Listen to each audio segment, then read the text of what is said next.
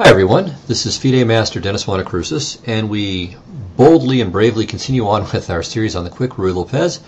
This, I believe, is episode 13, and we're going to take a look at a couple of lines in particular. So one is lines with d4 early on, so in this position. So d4 here, and after castles, bishop e7 playing d4, but it's really going to transpose, so I'm just essentially going to focus on this move order. We'll briefly take a look at knight to c3, and we'll take a look at a variation in the open Ruy Lopez, the Riga variation. So we'll get to that one after we look at this.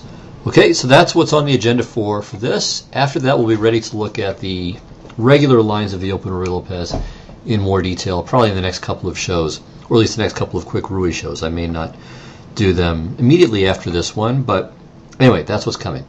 So first we'll take a look at knight to c3 here. So we'll get this one out of the way, and then we'll take a look at d4 lines. So knight to c3 is not such a bad move. The drawback, of course, is that the bishop on a4 can be exchanged away in many variations because white doesn't have the chance to play c3. Now the knight on c3 can be well placed. I mean, some of you will have noted before, I think I even mentioned this in the d3 video, that after d3, sometimes white would go for this big knight's tour, knight d2, knight f1, and then sometimes from there go to e3 and then d5. Well, why not save a couple of tempi there and just go knight c3, knight to d5 straight away? So that's the benefit of this. All right, from here black has a few pretty good ways of playing. One way that seems to be just fine is bishop to c5, but we'll look at b5 here and then bishop to e7, although once again bishop to c5 is entirely playable at this point.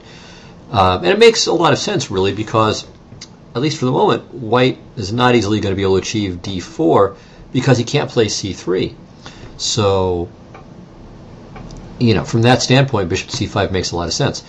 You know, the play can get sharp. White could try knight takes e5 at this point. That's playable. Generally, white doesn't. White will play d3 at this moment, and we'll get into kind of a Mahler neo-Archangelsk type of position, which we'll see after the open Ruy, I think. Sorry. So let me think. So we have the open Ruy. There's the Archangelsk, neo-Archangelsk to look at, and then there's also queen to e2 lines. But I think I'll save the queen to e2 lines for after the Archangelsk. All right, thinking aloud here. We'll look now at bishop to e7. Castles, d6, and now knight to d5. So that's the idea. Now white's prepared to play c3. If not this move, then very, very soon, after which white will have gotten something for nothing. He'll have gotten knight to d5 in without spending all these extra tempi on knight d2, knight f1, knight e3. So black should play knight to a5 and eliminate this very dangerous Spanish bishop. Knight e7, queen e7, and here white can choose between a closed center and a more open center. So the closed approach with d3 is okay. Black can just castle here, not fearing this pin. A little bit funny. You might wonder, well, why not play something like bishop to b7? And the reason is that the bishop might be good on g4, and also, in general, black would prefer to wait until white wastes the tempo with h3 before playing bishop to b7. Another useful move here for black might be h6, but if you don't have to fear the pin, then maybe you don't need to waste or spend the tempo. And I won't say it's a wasted tempo. It's not a bad move, but it may not be necessary. So castles, bishop g5, h6, bishop h4, and here black can choose between bishop to b7. Of course, I already said wait until white plays h3, but here it might be all right anyway. Oops, sorry. And bishop to g4 is also entirely possible. And I think in both cases the game is roughly equal. Instead of d3, white could also play the more straightforward d4. After this, black could play several moves that are all okay. You could castle, you could play bishop to g4, and those two moves will often transpose. For that matter, knight takes b3 may transpose in some cases too. And a position like this is again roughly equal. White has a slight amount of potential based on the a6 pawn being perhaps slightly weak, or it could become slightly weak. It's semi-backward at the moment. So that's what white can hope for, but really it's not very much, and it's pretty nearly equal, or I would say it is an equal position. Maybe not quite 0-0-0, but close enough. And again, black has some good options earlier, including bishop c5 here and here. Okay, so with this pretty rare line with knight to c3 behind us, let's take a look at d4, which again can arise also via this move order, but we'll look at it through the move 5 move order here. Okay, now black could play knight takes e4, by the way, but after castles, all we've done is transpose to the open Rui. We'll come back to this shortly. So e takes d4, and now white has a choice between a couple of approaches, e5 and castling.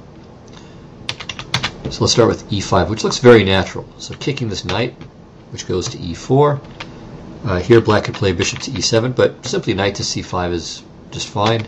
Takes, knight to d4.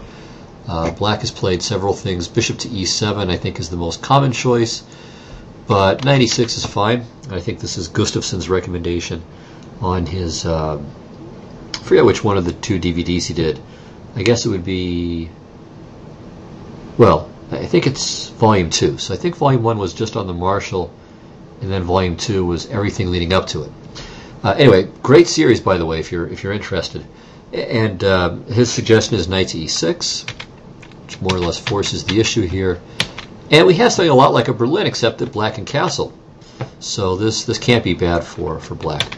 Knight c3, h5, good space gaining move, preventing white from really expanding on the king side. It also prepares g3 in some cases too. So black has no real problems here, despite the fact that white has this 4-on-3 kingside majority, while black's queenside majority is slightly impoverished due to the doubled c-pawns. Nevertheless, black's bishop pair makes up for it, and I think black has no problems here whatsoever. Maybe he's even on the brighter side of the equal sign. So e5 after e takes d4 really doesn't seem to give white anything. Castles is the more common approach. Now, if knight takes e4, then after rook e1, t5, we transpose to the Riga variation, which we'll look at in just a moment. So let's look at bishop to e7, which is a better choice. So this I would probably label as dubious. So bishop to e7. All right, and now, again, a pair of choices, similar to the last move. White can again try e5, or you can play rook to e1. And we'll start with rook to e1, which might be the more interesting move, although I don't know that it's a better move. All right, so b5, bishop to b3, d6. And now white can either just make it a permanent gambit with c3. And white definitely has some compensation here. As far as how he scores, it's slightly minus. So black has done well here in practice, and might be a micro amount better. So somewhere between equal and slightly better for black. Essentially, white has compensation. And if you prefer having a pawn in your pocket, take black. If you like the initiative, then take white. But it's objectively fine for both sides. Certainly, it's not, from a theoretical standpoint, a really worrisome variation for black. But you have to not mind your opponent having some initiative. The alternative is bishop to d5, which regains the pawn. Takes, knight e5, knight d4. Castles. Here, Gustafsson just gives bishop to f4, bishop b7, and black is slightly better. I think white can do a little bit better than that. Maybe not fantastically better, but somewhat better, with knight to c3, bishop b7, and now f4, and knight c6. So this is really a pretty interesting position, and white would like to just play knight to d5 and then b3 with a pretty nice position. The pawn on f4 is a mixed blessing at best, but that aside, white has a pretty fair degree of activity. Almost all of his pieces are going to reach good squares. Again, the bishop on c1, we'll have to work on that one, especially if black plays bishop to f6. But certainly white is doing okay. However, I think black has a nice move which fights for the initiative straight away, and that's d5. So I think this equalizes. White could play queen takes d5, but let's look at knight takes d5. Check, king over, and now rook e8, threatening to play queen takes d5, or rook e1 and then queen takes d5. White has nothing better than making the swap, and now b3, and now knight takes c7, and now all of a sudden it looks like black is in trouble here. But black has an excellent move at this point, knight to e4, and this holds the balance. So if knight takes on e8, that would be a blunder because black checks on f2, plays knight takes d1 and discovers check with the bishop, and then plays rook takes e8 with an extra piece, winning the game. So white should play queen to f3 here. Now queen c6, and here the position is equal. White can just accept the perpetual check and get the game over with, like this. And he can't go to f1 because of knight takes h2 check, forking the king and queen. So he's got to go back in the corner, and black has nothing better than giving perpetual. White could try bishop to e3 to block the diagonal. On this, it looks like the position is equal after rook to d8, knight a6, queen c2. White's still up a pawn, but black is clearly very active, threatening rook to d1, which wins. Rook takes d1, queen takes d1 check, queen g1, knight f2 mate. Of course, white can play something like h3, but again, you can see black has a lot of activity, well-centralized pieces, so this would be equal as well, and probably white is better served by just giving in and allowing the perpetual, unless he's playing down quite a bit. So this, I think, is equal, not slightly better for black, but maybe Gustafsson has some bright idea in this variation too. Anyway, let's carry on and look at the e5 approach. So on this, knight to e4, knight takes d4, and white regains the piece. Note, by the way, I should have mentioned this. Knight takes d4 is not good here, I don't think. Sometimes the Noah's Ark trick doesn't work, and maybe this could be one of those times, but I suspect that just, well, let me see. Okay, so the Noah's Ark trick that I'm talking about goes like this, and so I'll just be cooperative. The queen runs away, and then c4 next closes the cage on the bishop and wins the game. But perhaps after knight d4, queen d4, b5, white has e5.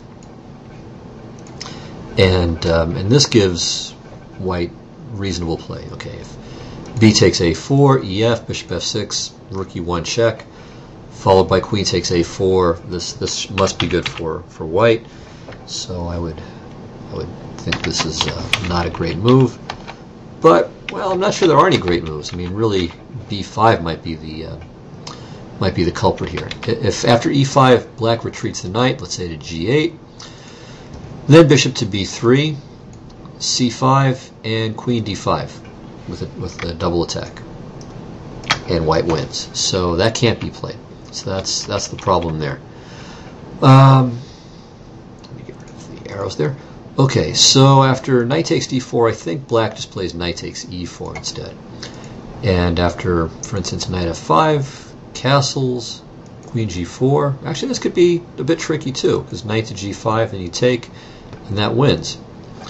So, let me think about this one for a moment. See if I can come up with some good ideas. Alright, well, another idea is knight takes d4, queen d4, and play c5 first. Let's see if this changes things sufficiently. So now, okay, queen d3, for instance, b5, e5. Alright, if c4, queen f3, hitting the bishop in the corner. You could conceivably just castle. Whoops, that was the humus program.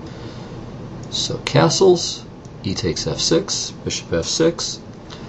Okay, and now bishop b5 is no good because takes, queen takes, there's bishop a6, and we pick off the exchange. And alright, let's say bishop to b3, c4, takes. And white's up a pawn, but that's not terribly troubling. It's a little bit more worrisome that black's pawns look a bit fishy. But still, I'm not sure that it's really all that horrible. So there are a number of ideas. I mean, you can play bishop to b7, maybe throw in rook to b8 first to hit b2, maybe queen to b6. Well, if queen b6, maybe queen to b3. So let's try rook to b8. And all right, on knight to c3. Yeah, not that excited by this. Okay, so bishop to b7 may be the best, just the simple move. And now on knight c3, there's a rook to c8. So that's possible. All right. I'm not sure that that's best. So let me take one quick last look at knight takes e4, knight f5. Right, so castles is impossible. Knight f6 is bad. Well, maybe it's not. Yeah, knight g7. Okay, I was trying to see if there was some quick win with bishop takes c6 and rook e1 or queen e2, but just knight g7. So that's bad. If g6 and knight e7, it's awfully annoying too. Trying d5 and giving up the g7 pawn. I don't know. So yeah, knight takes d4 might be a little bit tricky. This might merit some investigation. Okay, but let's go on. So I mentioned, I think we got through rook e1 already. So now let's take a look at e5. So e5, knight e4, knight takes d4, castles, knight f5, and now d5. So this is kind of the key equalizing move for black. Without it, he would be in some trouble. White would play queen at g4, as we already saw.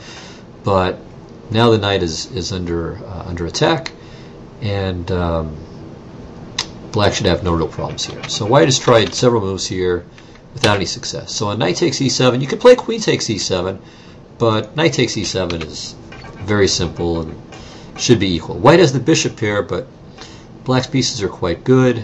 The knight on e4 is always good, and knight to c5 will gobble up the bishop. White could play c3 here, but black plays maybe knight to g6, or maybe just expands b5, c5. So black is all right. Alternatively, white could take on c6 and take, but this I think is at least equal for black. Maybe he could even end up being slightly better. It bears some resemblance to a line of the two knights that Dzindzichashvili has recommended for years on videos, and I think the book that he co-authored, the repertoire book he co-authored with Perelstein and Lev Albert. But the differences are enough here that black should be completely fine at this point, and again, maybe even a little bit better. Finally, white could take on d6, but then black plays bishop takes f5. Again, queen e7 might be possible here, but knight e7 is certainly the most sensible move, avoiding any weakening of his pawn structure on the queen side. Knight to c5 is threatened, so bishop to b3 tries to keep the bishop pair alive. But something like this is fine, and then after rook to e1, simply knight to c5. I think this was played in a Gustafsson game. Let me see who it was that played this. Was it Gustafsson? No, it was Kachev. I'm not sure how to pronounce his name exactly. Tkachiev. So I've heard it pronounced different ways, and I'll just refer to him. Anyway, he equalized pretty easily here against the Greek Grandmaster Master Vasilis, and the game ended in a draw. Okay, so that is about all I want to say about the center attack.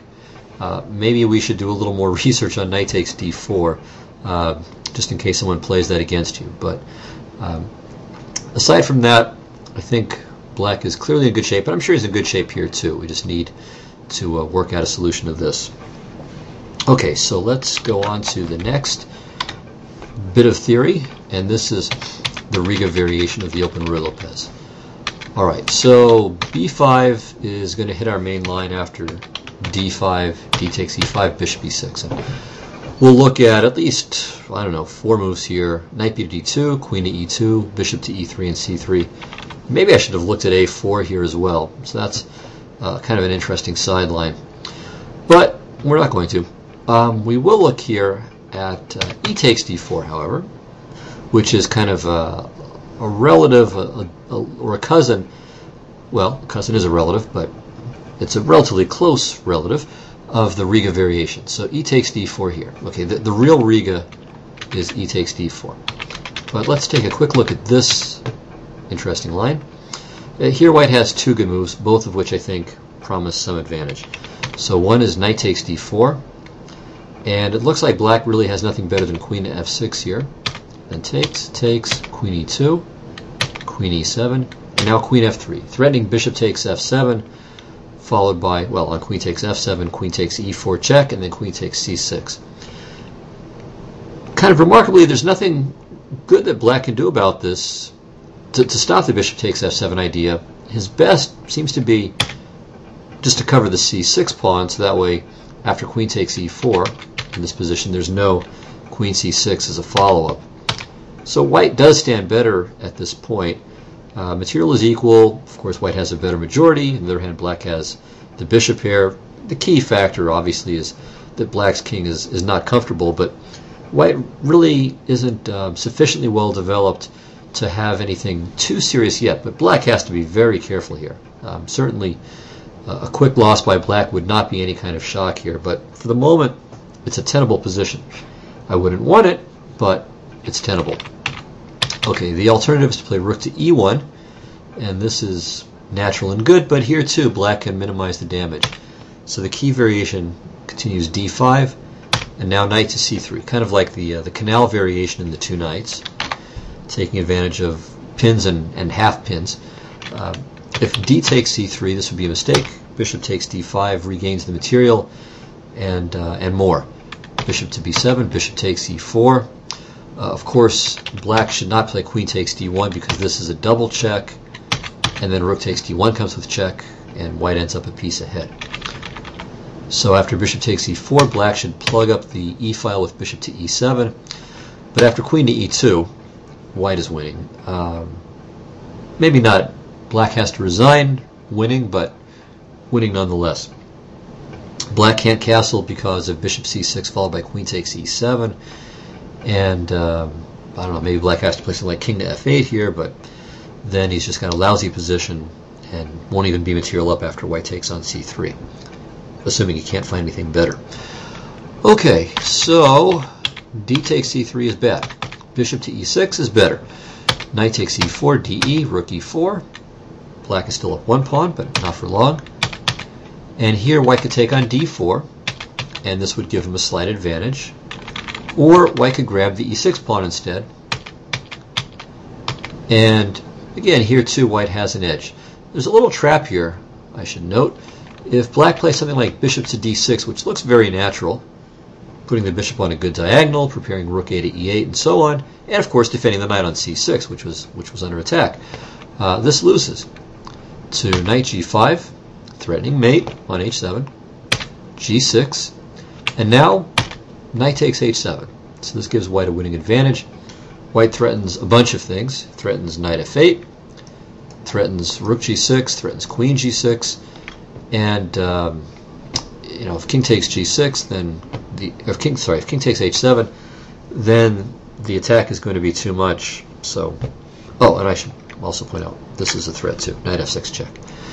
So it's a winning position for white. So instead of bishop to d6, black can play rook to f6, and after knight g5, g6, bishop f4, white stands a bit better. But despite the fact that white's army is making itself comfortable on black's side of the board, it's not clear that there's any real breakthrough if black keeps his wits about him and defends accurately. Alright, so white is slightly better after b5, bishop b3, and now the non-standard e takes d4, but not winning. Alright, so now let's look at the Riga variation with e takes d4.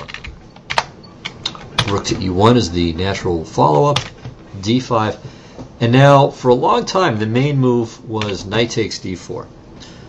Bishop d6, knight c6, and bishop takes h2 check. Alright, first of all, if king h2, then black gets an immediate perpetual like this, just goes back and forth, h4, f2 forever. King to f1 is not good. I don't remember all the ins and outs of why it's not good, but I just know that it's not. So I believe it's queen h4, bishop e3, and I think black just castles, and he's come out of this without any big material deficit. I mean, white's got a piece up for two pawns, but The light square bishop may still end up getting Noah's Arked. The white king is in a bit of trouble. I mean, black is going to have... It's like black has a good martial gambit, a great martial gambit on the king side, while white's queen side is completely dormant, and like I said, the bishop on a4 is kind of bad. If the knight goes back to d4, I don't know. It's very, very risky, and I believe it's also supposed to be objectively bad for white. So it's not just theoretically, or it's not just dangerous looking, but it in fact I think is known to be inferior. So the right move here is, in a sense, the strangest looking of the moves, king to h1. Of course, there's no knight takes f2 because the knight is pinned, but it seems to be walking into queen h4. But there's a very well-known sequence that white has. In fact, it goes back to the maiden voyage of this variation. So it goes like this: rook takes e4 check. Now, if queen takes e4, then the bishop on h2 is loose. So you know, white plays maybe knight to d4 first, I think, and then grabs on h2. So d takes e4, and now queen to d8 check. So we have this neat little liquidating combination. Black plays bishop to e6, and now here's an important position. It's pretty well known that white should play bishop to e3, and the reason is that's important is that if you play knight to c3, black does not defend the e4 pawn but plays c5, and all of a sudden the bishop on a4 has big troubles. The Noah's Ark trick, once again, is on the cards, and white has to do some really terribly clumsy things, like a3 and sticking the bishop back on a2 to keep it alive. So knight to c3, those of you who play white, don't do it. And of course, if you're black, don't play f5, but play c5. So the right move is bishop to e3. Now f5. Now knight to c3 is just fine, since the c5 square is covered by the white bishop. King e7, g4, g6. And this goes all the way back. This position is known as far back as at least 1906, when there was a match, a correspondence match between Berlin and Riga, and that's why it's called the Riga variation. In that game, white played g5, and play continued like this. So h6, a very interesting move. So black is, well, I should say rook a to g8 was the very interesting move, being willing to sacrifice the exchange. So you can see, chess in Riga, you know, wasn't just Tal who played like this. So it goes all the way back. And remarkable position here. Okay, so black's got 3 pawns for the piece, and was able to win this ending. So first the rook gets restricted, and in fact black is happy to go into the knight versus pawn ending, and eventually, as I said, black did win this, although perhaps this is as much white trying too hard to win as anything else. So just for the historic value, we'll go to the end of this.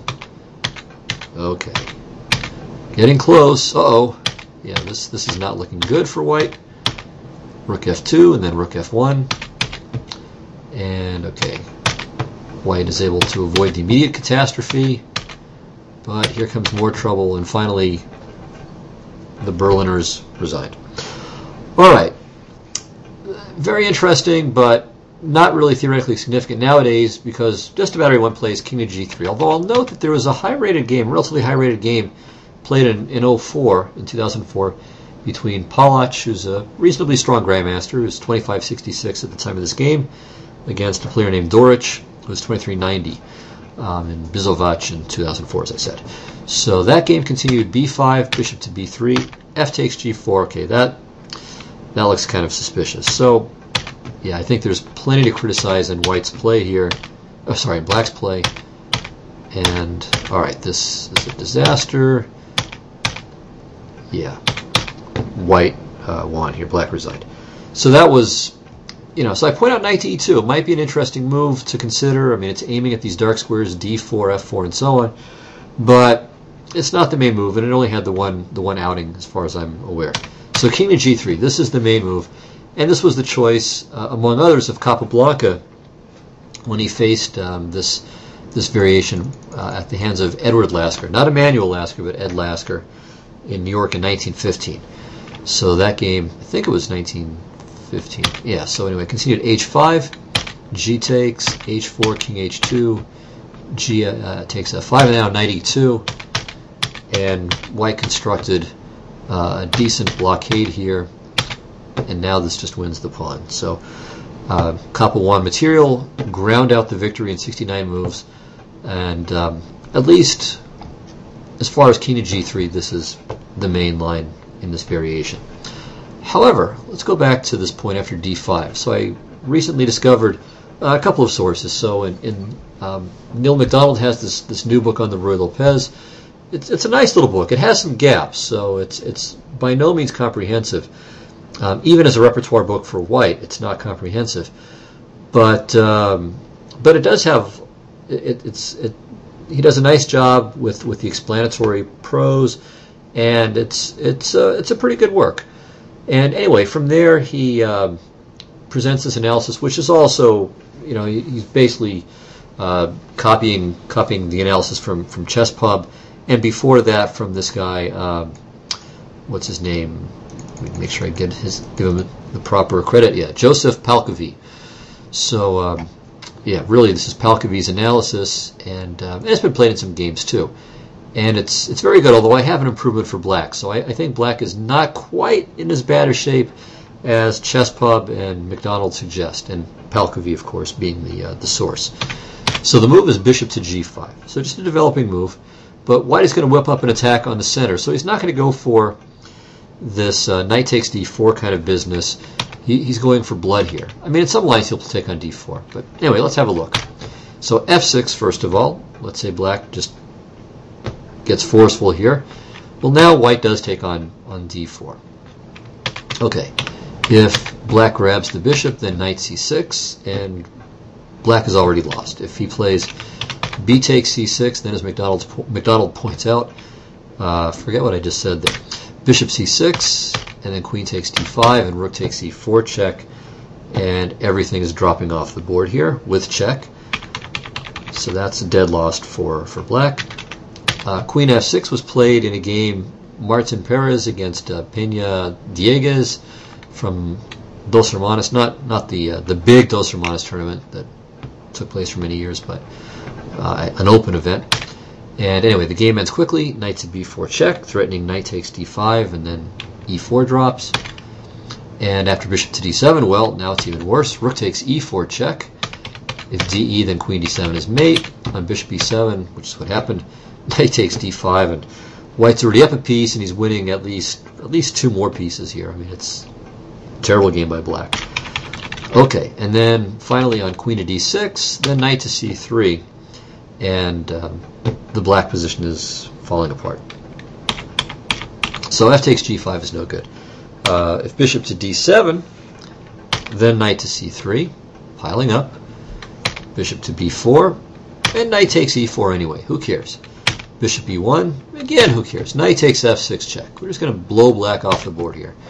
GF, queen H5 check, king F8, check, check, check, and somehow black's not getting mated. I mean, I'm surprised, but it's good enough.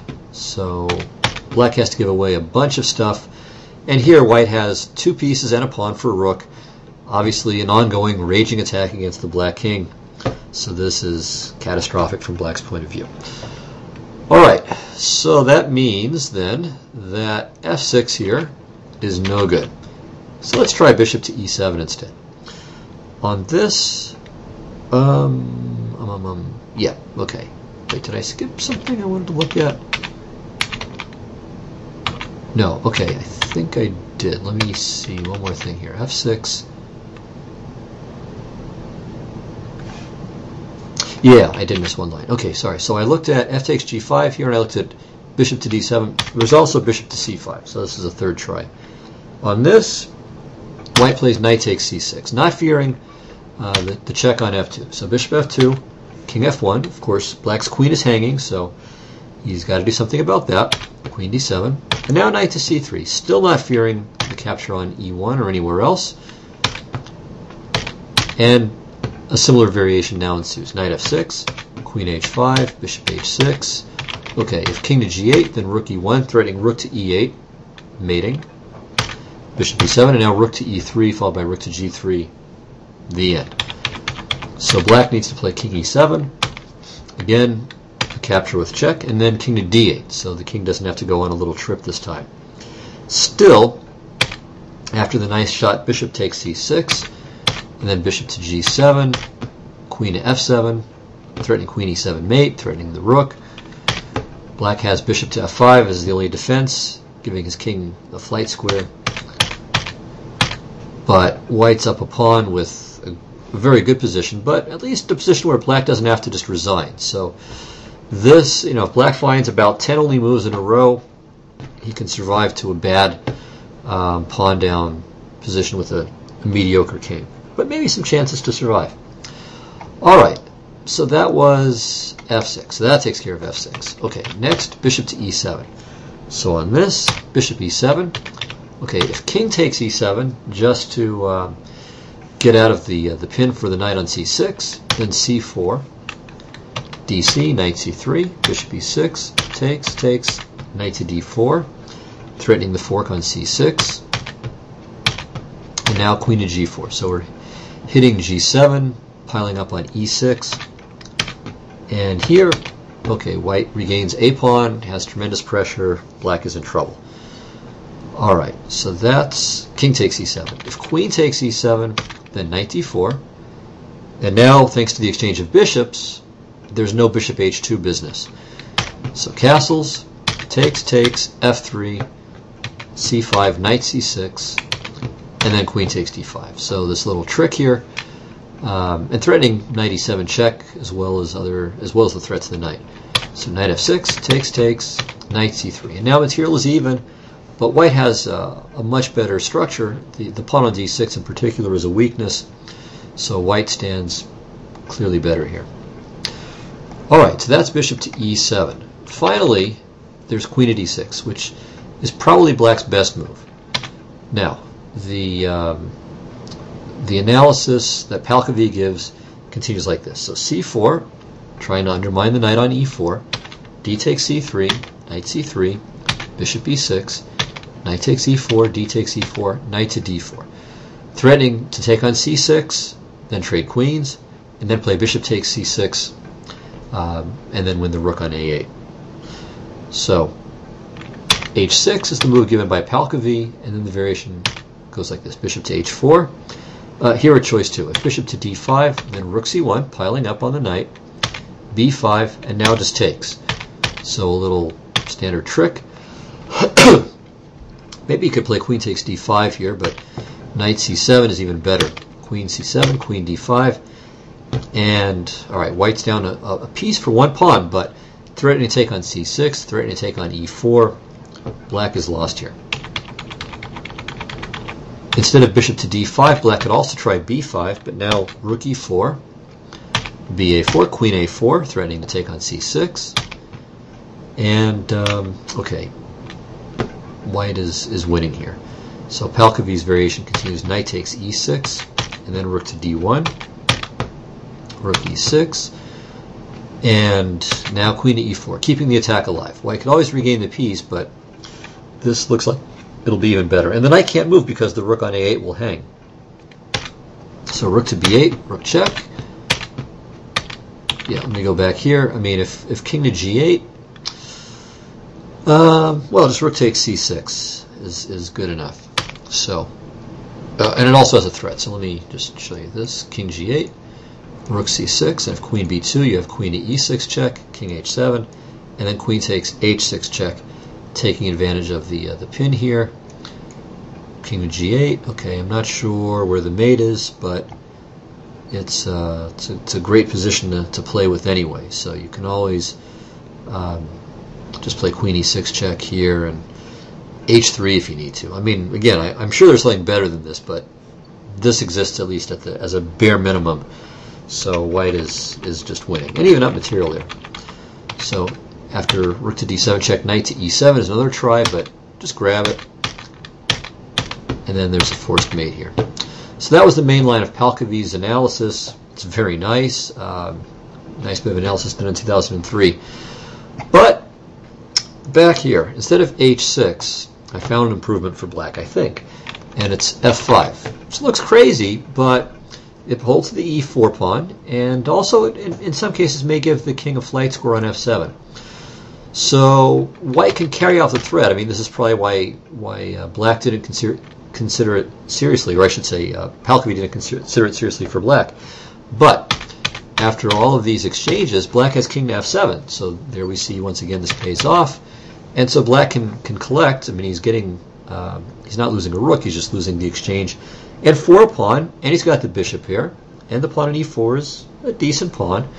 So after g3, maybe white is a little better, but it's not a lot. And I mean, black's bishop here is quite strong, quite meaningful. And together they do a pretty good job also of restraining white's rooks. So you know, better to have white here than black, but I definitely would not be counting my wins here in advance of whatever I can display with good technique. So f3 is a more, let's say, feisty try. It's at least keeping the game in the middle game. All right, black should play bishop to d7 now, which blocks the pin, and so now white has to decide what he's going to do about the threat of black to play queen takes d4. Perhaps the best answer is that he should do nothing about it. F takes e4. The idea is this: takes, and now e takes f5, and black will be separated from one of the pieces. But there's still this. And although we have this promising looking situation, and there's a draw in hand. I mean, you can play bishop c8 and then just go back and forth to e6 and c8 forever, but can white prove an advantage? I'm not sure. Probably bishop takes b7 is the best try. And in a position like this, I mean, with the black rook stuck on h8, ideas like f6, g takes f6, bishop g7 mate, kind of lurking around. Certainly white has some chances here. Well, I think white is maybe a little bit better, but again, it's not a lot. Maybe black can play bishop. No, he can't play bishop to d4 because then bishop to e7 check. So black does have to be careful. Maybe rook e8. That might do the trick. So rook to e8 might avoid any immediate tactical snafus for black. But yeah, so white has a small edge, but it's not huge. This is not a crushing advantage for white. So it does seem like the Riga variation remains at least something short of completely refuted. Although I think this Palkowy idea is still very nice, and if this is the best black can do, I mean, it's still a bit nerve-wracking to have to defend this, and you're playing with no winning chances at all. I mean, first of all, white could have forced perpetual, and this position doesn't look like it really promises anything more than a draw with some suffering for black. But be that as it may, you know, if your opponents aren't really well prepared, it might be a try for black, but I wouldn't recommend it. Anyway, I would recommend playing a normal open Ruy Lopez. I think that's a perfectly fine opening variation, and we'll take a look at that in the next videos, or at least the next quick Ruy videos. I'll see you then. Take care. Bye-bye.